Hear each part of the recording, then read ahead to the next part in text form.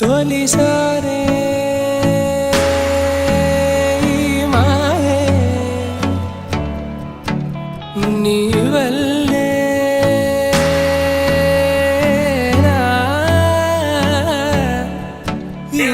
శుభమస్తు అవిఘ్నమస్తు కళ్యాణమస్తు. మహారాజశ్రీ కన్యదార వెంకటేశ్వరరావు సుభద్రాదేవి గారిన కనిష్ట పుత్రిక చిరంజీవి లక్ష్మీ సౌభాగ్యవతము పూజితము.